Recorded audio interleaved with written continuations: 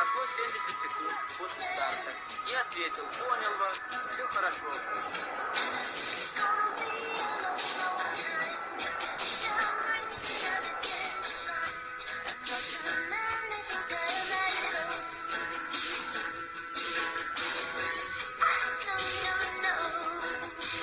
Bom dia a todos. O meu nome é Luís Ferro e dou-vos uma vez mais as boas-vindas a mais um vídeo do canal Chambra. Em primeiro lugar, espero encontrar-vos a todos bem e de saúde. Eu, como podem ver, tenho-me mantido obedientemente na quarentena e não tenho saído à rua, nem sequer para comprar lâminas. Mas vamos passar de imediato ao assunto principal do nosso vídeo. Como muitos de vocês já devem ter identificado, as imagens de abertura de hoje referem-se ao dia 12 de abril de 1961, que foi o dia em que o cosmonauta russo Yuri Gagarin se tornou o primeiro homem a viajar no espaço e a dar uma órbita completa à volta do planeta. Foram apenas 108 minutos e pouco mais de 315 km de altura. No entanto, essa viagem proporcionou-lhe uma experiência que ainda ninguém tinha tido e proporcionou-lhe a perceber-se mais claramente do que nunca de duas verdades de que ninguém se tinha percebido com tanta clareza. A primeira, ele declarou-a publicamente e com grande espanto, é que a Terra era azul. A segunda ele não a pôde declarar por razões evidentes. E era que a Terra não tinha fronteiras. Mas antes de nos dedicarmos a explorar esta visão de Yuri Gagarin de um mundo sem fronteiras, convém primeiro tentarmos compreender o título deste vídeo, A Agenda do Vírus, uma limpeza de karma. E as perguntas básicas são óbvias. De onde é que veio este vírus? Por que é que isto nos está a acontecer nesta precisa altura da evolução da humanidade? Tudo isto que está a acontecer é perfeitamente aleatório? Ou tem um propósito por trás disto? Claro que aquelas pessoas de pensamento mais apocalíptico, que acreditam num Deus castigador, vão imediatamente dizer: nós devemos ter feito algo de muito errado e por isso agora estamos a ser castigados por todos os nossos erros, por todos os nossos pecados. Ora bem, essa não é decididamente a nossa visão. Nós acreditamos que este vírus tem uma agenda, que este vírus tem um propósito. E é precisamente essa agenda e esse propósito que nós vamos tentar explorar e identificar no vídeo que se segue. Em primeiro lugar, importa ressalvar que este vídeo não pode de maneira nenhuma ser dissociado do vídeo anterior, nem sequer do vídeo anterior a esse. Todos eles tratam da mesma exata realidade que estamos neste momento a atravessar neste planeta, mas vista sobre diferentes pontos de vista. Eu lembro-me quando tive a oportunidade de visitar as pirâmides de Gizé, já há muitos anos atrás, e uma vez que ia com bastante tempo, eu tirei fotografias dos vários lados da pirâmide. E uma vez reveladas, porque nessa altura ainda se revelavam fotografias, eu verifiquei que quem não soubesse que estávamos a falar da mesma pirâmide, pensava que estávamos a falar de pirâmides diferentes, tão diferentes eram às vezes os diferentes lados uns dos outros. O que isso nos mostra é que a mesma realidade apresenta várias faces sem deixar de ser a mesma exata realidade. Quem teve a oportunidade, por isso, de ver o vídeo anterior sobre a data limite de Chico Xavier, sabe que nós ainda estamos a atravessar, neste momento, o período temporal que estava histórica e karmicamente destinado ao surgimento de uma terceira guerra mundial. E que isso mesmo está ainda registado nos registros acásticos do planeta que medem, digamos, todas as atividades existentes neste planeta até agora e o que é que isso vai implicar para o futuro em termos da carga acumulada. Ora bem, precisamente ao longo de muitos séculos e milénios, nós, com todo tipo de guerras, matanças, barbáries e atrocidades, acumulamos de facto uma imensa carga negativa que, em último caso, podia de facto levar a essa catástrofe nuclear de que estamos a falar. Isso mesmo foi previsto ao longo dos mesmos séculos e milénios por todo tipo de profecias e por todo tipo de videntes. Desde o Apocalipse de São João na Bíblia, passando pelas profecias maias, passando por Nostradamus, passando pelo famoso místico americano Edgar Cayce, todos eles previram essa catástrofe, esse grande cataclismo que iria acometer o planeta com proporções devastadoras. Em sentido contrário, e tal como no vídeo anterior, temos apenas a famosa profecia sobre a data limite de Chico Xavier e sobre a moratória que nós, tendo ultrapassado com êxito, teríamos sido poupado a toda essa barbárie. E, portanto, é nesse tempo preciso que nós nos encontramos neste preciso momento. E vai ser navegando entre essas duas realidades, as profecias apocalípticas que apontam para esta Terceira Guerra Mundial, neste período que agora atravessamos, e a moratória e, portanto, e o perdão que nos terá sido concedido, segundo a profecia de Chico Xavier, que nós vamos tentar compreender o surgimento e a ação deste vírus no momento preciso da evolução da humanidade e do planeta que nós estamos a atravessar neste momento.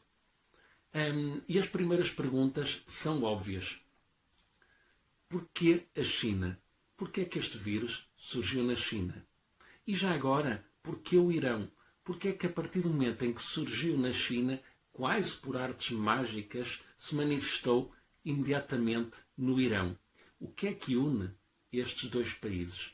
E já agora, porquê é que entrou na Europa através da Itália?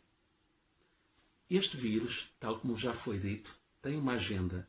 E todas estas movimentações contam uma história. Há uma história por trás deste vírus e é precisamente essa história que nós vamos tentar explorar a seguir.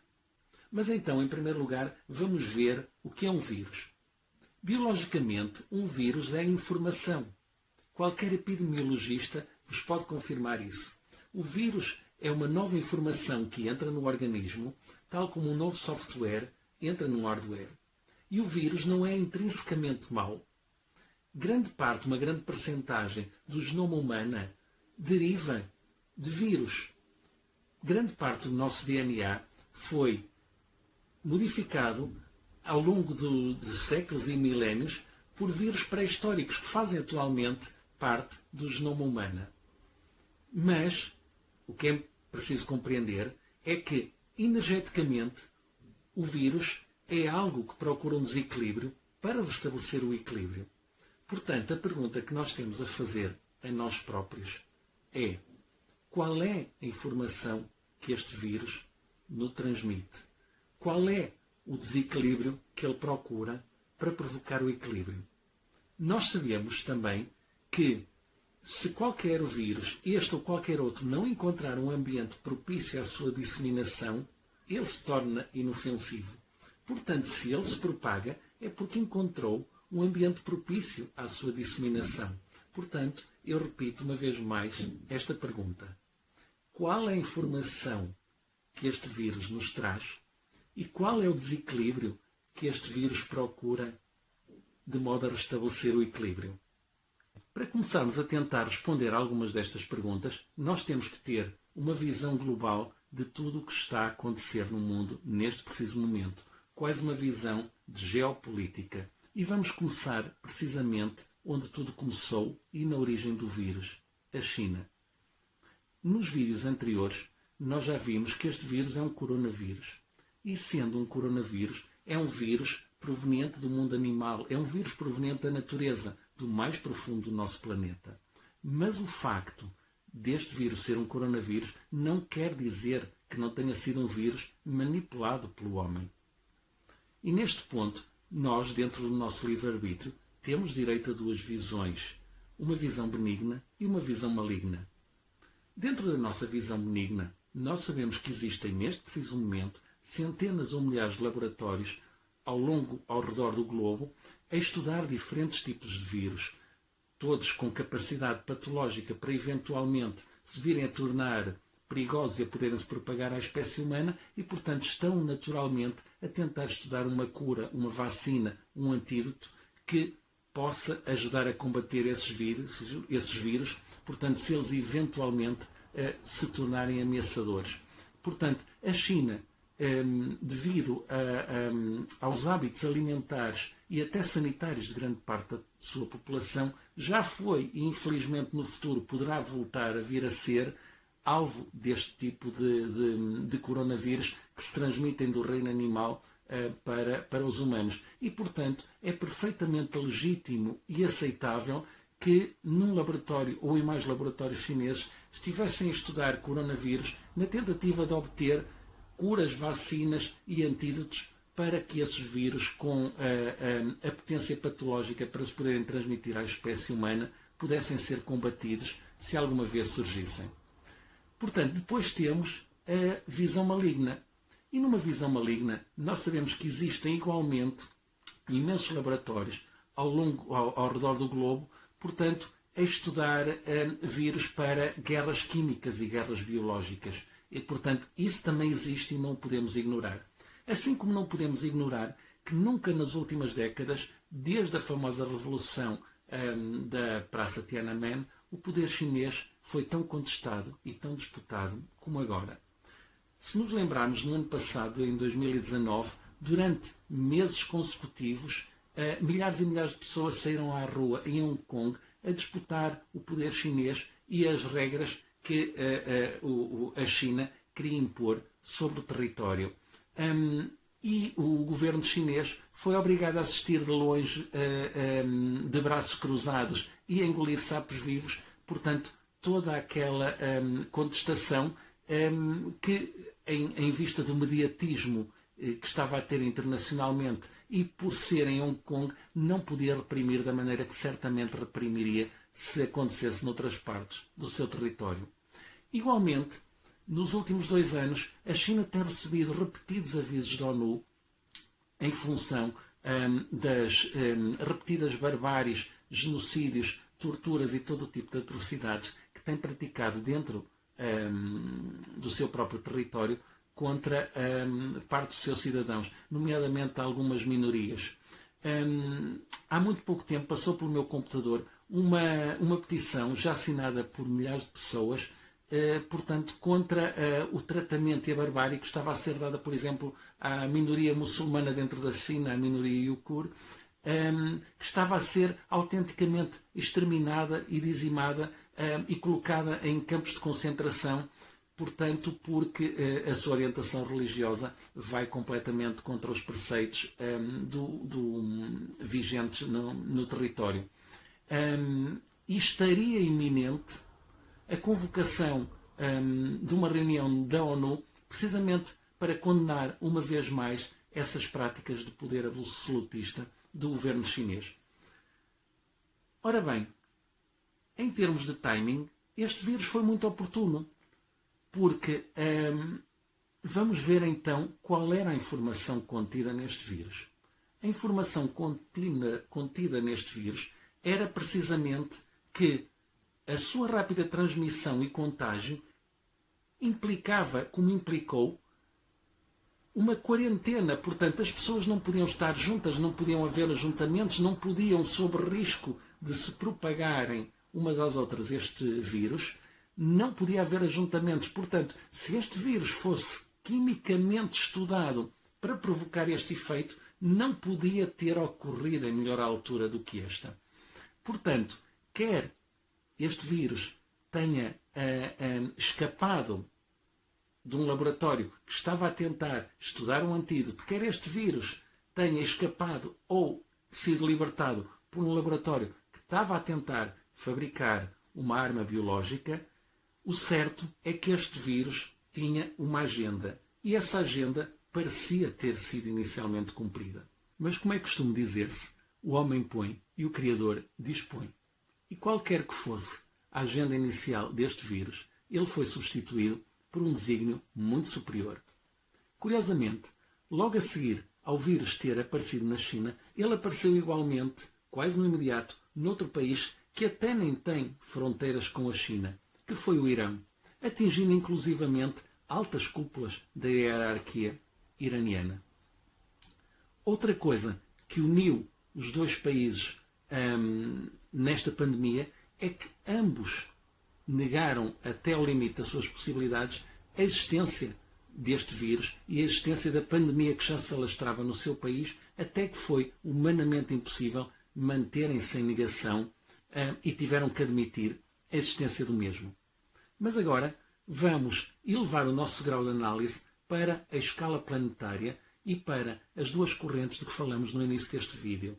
A corrente que nos pode levar a uma guerra nuclear, conforme está previsto e profetizado por várias fontes, ou a corrente que nos absolveu desse destino porque fomos poupados a ele através da moratória que conseguimos vencer. E, portanto, vamos ver os vários caminhos que nos poderiam levar a uma hipotética guerra nuclear. Neste estágio de evolução da humanidade, ninguém acredita realmente que a guerra possa vir por intermédio nem dos Estados Unidos, nem da Rússia, nem da França, nem do Reino Unido, nem da China, que são os 5 países que oficialmente possuem a bomba atómica. Também ninguém acredita que possa provir nem da Índia e do Paquistão. Eles oficialmente não possuem a bomba atómica, mas toda a gente sabe que a têm. Mas também toda a gente sabe que a têm apenas para manterem em respeito e sob vigilância o seu eterno rival. Mas nenhum deles pode realmente utilizá-la porque sabem que isso significaria o fim de ambos. E apesar de toda a sua basófia, ninguém espera realmente que a guerra nuclear possa vir da Coreia do Norte. Porque o facto de possuir um armamento nuclear é mais um efeito dissuasor para os seus virtuais inimigos e uma maneira de se valorizar em termos de poder interno do que propriamente para começar uma guerra nuclear. Portanto, resta um nono país que tem de facto bomba atómica, embora também não admita, que é Israel. No entanto, existe um único caminho pelo qual Israel alguma vez utilizaria o seu arsenal atómico, que era sentir a sua existência ameaçada. E então agora vamos ver qual é o único cenário em que isso poderia acontecer. E curiosamente, todos os olhos estão virados para um único país que, sem ter acesso a arsenal atómico, quer muito consegui-lo e está muito perto de o conseguir, que é precisamente o Irão. Ora bem, se nós tivéssemos que colocar as nossas fichas e apostar qual seria o local mais provável para se iniciar esse tal famoso conflito planetário, acho que a decisão seria quase unânime e seria precisamente o Médio Oriente. Este é o conflito mais antigo, mais kármico, mais milenar que existe quase que há, desde que há memória, entre Israel e a Palestina, vulgo Israel, mundo árabe. Não está no campo desta análise se quer saber quem tem razão, quem é que tem mais responsabilidades, quem é que matou mais gente, quem é que, de alguma maneira, tem mais culpas no meio deste conflito. Nós estamos vários níveis acima disso. Mas o que nós temos que analisar neste contexto é que Israel nunca permitirá que o Irão possa ter acesso a uma bomba nuclear pela simples razão de que, nesse cenário, a sua existência estaria automaticamente em risco. E porquê? Porque tanto o Irão como grande parte do mundo árabe tem uma jura contra o Estado de Israel, que é recuperar para o Islão todas as terras que são atualmente ocupadas, bem ou mal, pelo Estado de Israel. E só há um cenário em que isso seria possível. É o cenário da destruição do Estado de Israel. E, portanto, esse é um cenário que Israel não admite sequer equacionar. Portanto, antes sequer do Irão poder ter completo o seu arsenal nuclear, evidentemente que haveria um ataque da parte do Estado de Israel. E, portanto, por onde é que passa o caminho da paz neste momento? Passa por o Irão não ter acesso a uma bomba nuclear. E, curiosamente, sob misteriosos desígnios, quais foram os 2 países que foram inicialmente afetados por este vírus? Onde é que energeticamente ele encontrou caminho para progredir e para se disseminar? A China e o Irão. Pouca gente sabe, mas apesar de serem 2 estados totalitários, têm ideologias completamente diferentes. A nível político, a nível religioso, são completamente antagónicos.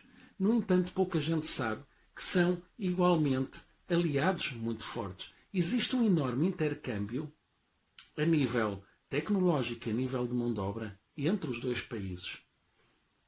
embora isso não seja muito visível. E, eventualmente, o único lugar aonde o Irão poderá encontrar tecnologia e know-how suficiente para completar o seu programa atómico seria eventualmente na China. E qual seria o interesse da China no Irão? O Irão é um dos grandes produtores de petróleo e, portanto, a China, como uma grande potência que é, tal como as outras grandes potências, estão ainda muito dependentes de terem fortes aliados produtores de petróleo para poderem garantir o abastecimento de que necessitam. E, portanto, há aqui uma relação simbiótica, embora muito desconhecida e muito ténue, entre os dois Estados, que, de alguma maneira, foi repercutida energeticamente neste vírus. E depois há outra coisa. Poucos estarão já lembrados do desastre de Chernobyl. Se bem se lembram, a então União Soviética negou, até ao limite do possível, que havia um problema com Chernobyl.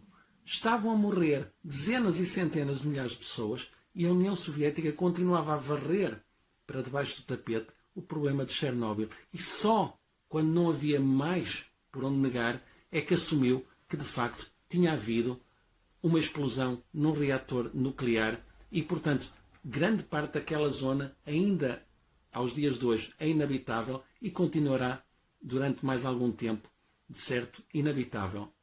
Onde é que isto nos leva?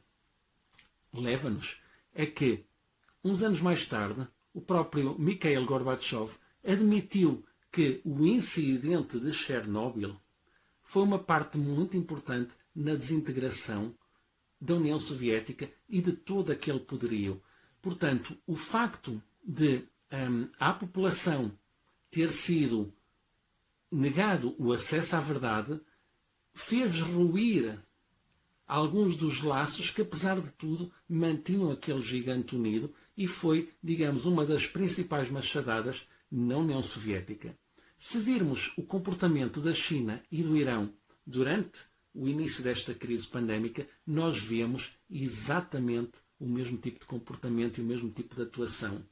E vemos que tentaram até ao limite esconder, não só do seu próprio povo, mas também do exterior, os grandes problemas que existiam dentro de portas em termos da pandemia e das pessoas que estavam a morrer. Estamos ainda para descobrir as consequências que vão haver para estes dois países em termos energéticos, que depois se irão materializar em termos materiais de tudo o que está a acontecer à volta deste coronavírus. Mas o meu palpite é que alguma coisa de grande vai acontecer. Mas o certo é que o vírus não se ficou pela Ásia e pelo Médio Oriente e em breve alcançou a Europa e se propagou pelo mundo. E também a história dessa propagação conta uma história.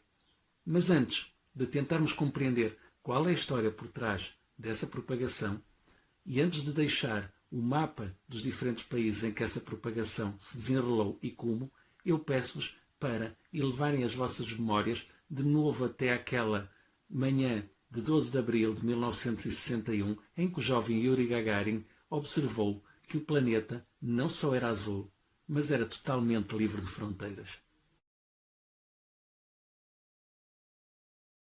Mas para conseguirmos compreender isso, temos que compreender primeiro que nós vivemos num mundo que é exatamente o oposto àquele mundo que Yuri Gagarin conseguiu apreender da sua pequena cápsula a girar a 315 km da superfície da Terra. Nós vivemos num mundo cheio de fronteiras artificiais criadas pelo homem, através de guerras, através de ocupações, através de acordos, através de casamentos, através de sucessões, através de divisões, através de acordos comerciais, através de acordos políticos, através de acordos militares. Tudo isso sempre segundo a lei do mais forte e respeitando em absoluto as populações e toda a sua liberdade de movimentos. Por causa de várias guerras, de vários acordos, de várias sucessões, de vários casamentos, de várias uniões, as populações foram passando de um senhor para outro senhor, de um condado para outro condado, de uma nacionalidade para outra nacionalidade, de um império para outro império, e foram sendo desgovernadas ao longo dos séculos acabando algumas delas por ter efetivamente uma identidade própria e outras por serem forçadas a conviver durante décadas e séculos com identidades que de facto não são as delas e que vão criar todo o tipo de desconfortos dentro dessas fronteiras. Se nós nos distanciarmos o suficiente de quaisquer conflitos políticos, nós vemos que todas as zonas que o vírus atingiu foram zonas onde havia grandes divisões e grandes conflitos internos. Se não vejamos, o vírus entrou em Itália e atacou em força as zonas da Lombardia e de Veneto, na zona de Veneza, por exemplo. O que é que nós vemos nessas zonas? Uma grande divisão, uma grande vontade de independência. A Liga do Norte tinha acabado de assegurar uma maioria em todas essas regiões e pedia, como já pede há muito tempo, uma autonomia a que julga ter direito. Se vemos outro país imediatamente mais afetado, a França estava autenticamente dividida ao meio, cheio de conflitos internos. Toda a gente se lembra da luta dos coletes amarelos, que durou meses e meses e meses, portanto, num braço de ferro com as forças políticas que nunca chegaram a um equilíbrio satisfatório. Se formos ver a Espanha, outro país também imensamente afetado, é um país que está dividido por imensos conflitos internos, por imensas regiões que pedem autonomia e que estão a ser violentamente reprimidas pelas autoridades, como o caso da Catalunha. Já não falo da do País Basco, há tantos anos atrás. Vemos que agora o vírus atingiu em cima, em cheio, os Estados Unidos. Ora bem, os Estados Unidos é o exemplo típico de um país que está positivamente partido ao meio, com duas forças antagónicas e irreconciliáveis que não se entendem entre si. Além disso, os Estados Unidos é igualmente um país imperialista, quer se queira, quer não é um país imperialista. Os Estados Unidos jogam com os países mais pobres e mais fracos, que de alguma maneira dependem de si, como peões num jogo de xadrez. Portanto, põe governo, tira governo, organiza guerra, organiza golpe de Estado, sempre ao sabor das suas conveniências e dos seus interesses comerciais. E outro país onde, infelizmente, o vírus pode atacar em cheio é outro país que está positivamente dividido ao meio. Estou a falar, neste caso, num país que me diz muito, o Brasil. Tenho lá família, tenho lá amigos. Mas é um país que está dividido ao meio, também entre duas correntes irreconciliáveis e, portanto, esse conflito interno pode levar a que, de facto, o vírus possa ter lá uma grande disseminação. E eu estou a falar em termos puramente energéticos. Nunca nos podemos esquecer daquilo que nós vimos no início. O vírus tem duas facetas. Uma faceta biológica, que é a informação, e uma faceta energética. Está à procura de um desequilíbrio para promover um equilíbrio. Ora bem, se há coisa que não é difícil encontrar neste planeta, são desequilíbrios. As constantes guerras de libertação e de independência que têm acontecido ao longo dos séculos e dos milénios mostram-nos à sociedade que as fronteiras artificiais impostas pelo homem estão completamente ultrapassadas e desajustadas da realidade. Num planeta que gera mais riqueza do que alguma vez gerou, nunca as diferenças sociais, económicas e educacionais foram tão grandes e tão gritantes como agora. Os países ricos estão cada vez mais ricos e os países pobres estão cada vez mais pobres. Os ricos estão cada vez mais ricos e os pobres estão cada vez mais pobres. Nós vivemos numa autêntica barbárie disfarçada de civilização e habituamos a viver cada um no seu castelo, dentro das suas muralhas, dentro do seu condado, dentro do seu país, e observamos candidamente e com alguma indiferença, quase como se assistíssemos placidamente no sofá a um documentário da National Geographic, às cenas de fome, de doença, de desnutrição e de sofrimento dos nossos irmãos humanos noutros lados do mundo. Quase como se não tivéssemos nada a ver com aquilo. Mas o problema é que nós temos tudo a ver com aquilo. Nós estamos todos emaranhados quanticamente uns com os outros e o sofrimento dos nossos irmãos doentes, subnutridos, em condições subhumanas do outro lado do planeta, que nós vemos na televisão sem quase nos apercebermos que não estamos perante um filme, um documentário, aquilo é realidade, são imagens reais, caem-nos em cima de todos. Enredados na nossa cegueira, na nossa ambição e no nosso consumismo, nós caminhávamos como toupeiras cegas em direção ao abismo. Caminhávamos como zombies, sem nos apercebermos de nada à nossa volta. E sem tomarmos sequer consciência da necessidade de mudar-nos a nossa atitude.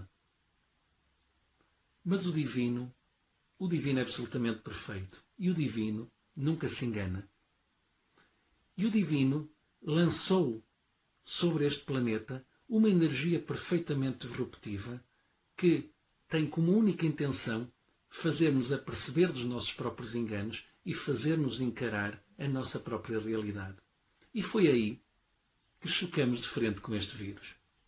Ora bem, mas depois de vermos qual era a agenda deste vírus, falta-nos agora ver como é que este vírus pode eventualmente ser uma limpeza de karma.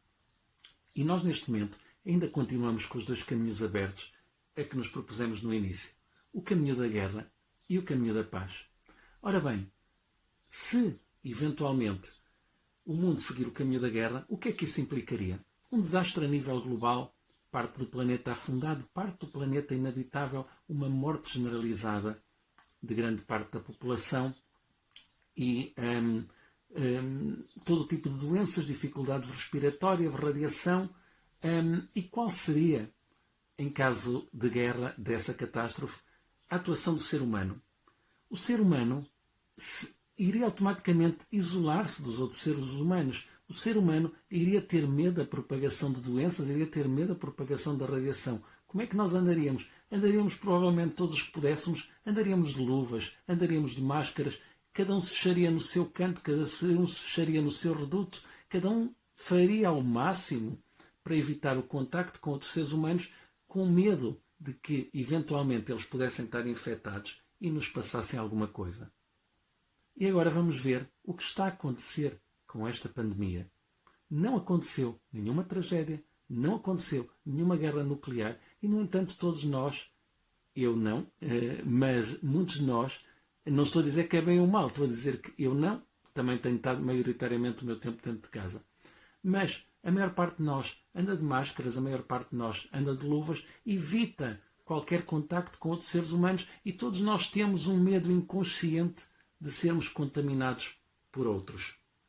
Portanto, o que é que isso me leva a concluir? Leva-me a concluir que, digamos, a energia negativa acumulada ao longo dos últimos séculos e milénios para desencadear a guerra que estava iminente pôde ser controlada, pôde ser transmutada, mas algumas das suas consequências tinham forçosamente que acontecer. E, portanto, dentro do caminho da paz e dentro do caminho em que fomos perdoados desta catástrofe, nós estamos mesmo assim a vivenciar alguns dos sintomas e algumas das experiências, o isolamento, o medo e a doença que viveríamos se eventualmente essa paz não tivesse sido alcançada, e estamos a experimentá-la em doses homeopáticas, mas ainda assim a experimentá-la e a servir como um alerta ainda maior do que viveríamos numa escala